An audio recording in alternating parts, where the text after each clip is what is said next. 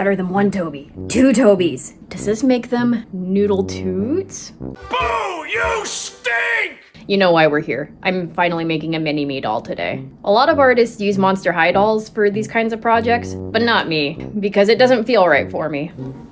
I'm using Aelith Art's Cabot doll to make myself because I love the proportions and general vibes. I've always found that a more bottom-heavy look complements my stature, so this is perfect for making things feel a little more balanced. Plus, I gotta have my goblin energy. I printed and prepared the doll off-screen, so let's start things off with their outfit. Unfortunately for me, I'm not much of a style icon. Fortunately for me, though, this means each component will be relatively simple. Because none of my clothing patterns will work for Cabot dolls, I had to come up with my own. I didn't record a lot of this process because it entailed a lot of experimentation and starting things over, and if I recorded everything, we'd be here all day. Shirts. The shirt from the footage ended up way too small, so I remade it off cam and gave it a nice graphic with my cricket. The second shirt turned out just fine. The hood attaches with Velcro so I can put on/take off the garment without removing the doll's head. Pants. The pants were an ordeal, to say the least. They kept ending up too small, or they wouldn't fit over their thighs. Anyway, the pants were finally complete after some profanity, as well as blood, sweat, and tears. Literally. At one point, I was hyper-focused and hungry and didn't want to stop to eat, and I ended up accidentally puncturing my nail with the sewing machine needle. So now I have the dubious honor of somehow injuring myself with a sewing machine. Cool. I made a pair of leggings/yoga pants, as well as some cargo pants. Shoes! For the slippers, I used 2-part silicone mold putty to make the toe boxes, and then basically covered everything in faux fur.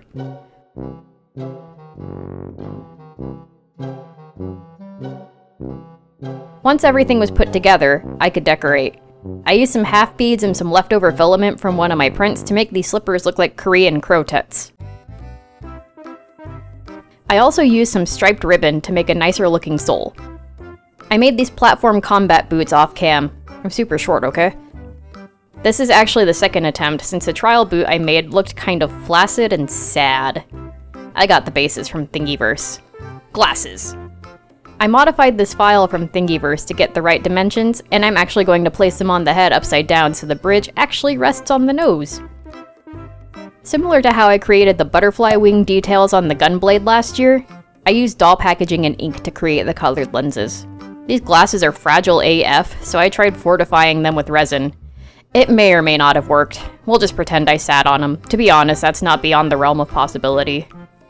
I also have these glasses that I borrowed from Astarian that fit the doll perfectly. Easy squeezy.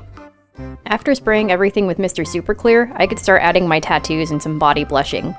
It's generally all going to be covered up, but they still need to be there. It's the concept of the thing.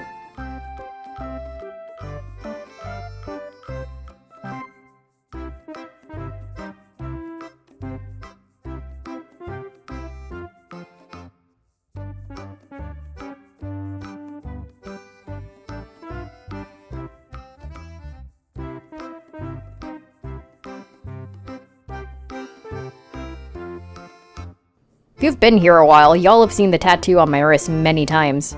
What do you think it is? I mean, I know what it is, but I want to hear your theories. Time to give this gremlin their face. I'm doing things a little differently with the eyes this time.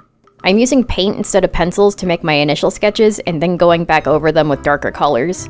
The color variation should add some extra depth around the eyes. I'm also going super stylized because it feels right. Yeah, once I got the sketches done, I could already tell I didn't like where this is going. Take 2! Surprise! I didn't like this either, and I ended up using a different head entirely. Anyway, it's time for the teeth. I didn't want to go for spotless white paint for the teeth, because plain white is just disturbing. That, and with how much tea I drink, it doesn't feel accurate for me. I'm adding the smallest touches of yellow and brown to white paint for the teeth so this gremlin could be a major tea drinker too. Any of y'all big fans of tea? I don't function without my morning dose of English breakfast. I'm also painting the tongue and the inside of the mouth purple because I can.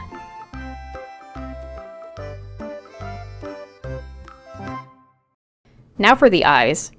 I 3D printed these Cabot eye bases, also from Aelith Art, and just painted them according to the recesses inside the iris. This isn't my natural eye color, of course, but I have worn color contacts like this in the past.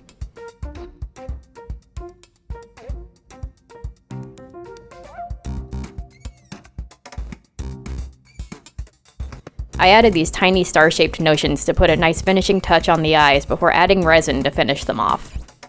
I'm not using any false lashes on this project because I think it would just look strange. I also 3D printed this little brain bead to secure the elastic in their head. Big thanks to Fenny from Frozen Over Studios for this suggestion. Once the contents of their skull were ready, I jammed them back into their appropriate spots. It was then that I decided to just glue the head cap on rather than spend more time trying to find magnets that fit. But you may be thinking, but what if you want to change the eyes later? Well, if that's ever the case, it's future Toby's problem. Time for the wig.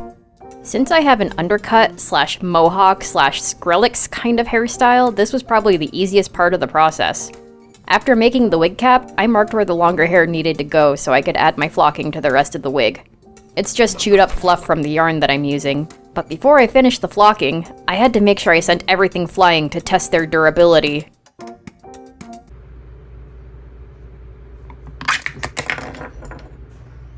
Good job, Toby. My hair is super coarse and generally curly, so I'm not straightening the wefts after I brush them out. This gives them a nice amount of volume too. I'm just hot gluing them to the head because patients are for doctors, and I wanted them to be nice and secure, nice and quick.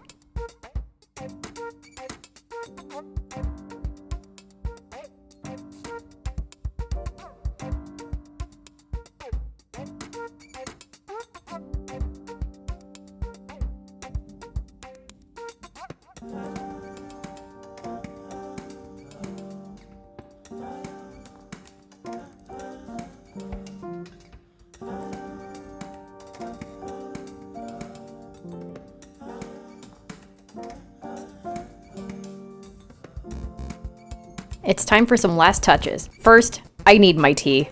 I scaled up and printed the mug from the This Is Fine model I built, and finished it basically the same way I did with that project.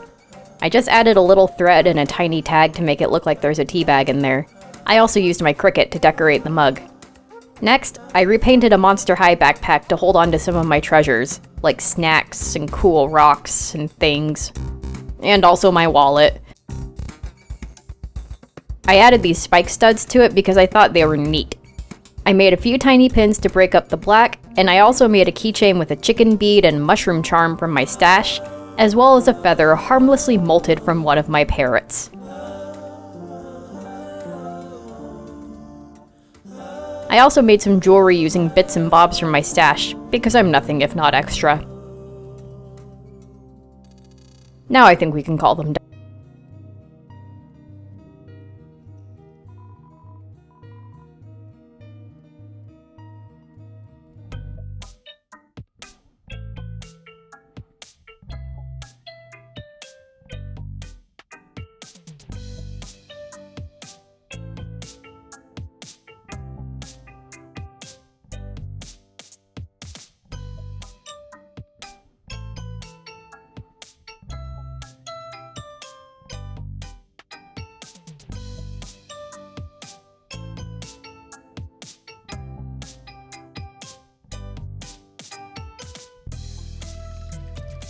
While parts of this project ended up being a little silly, I'm still happy with how this gremlin turned out.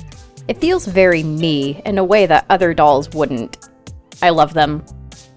That, and now I can put them in front of the camera when I don't want to do it. What do you think about my mini-me? Wait. Duh.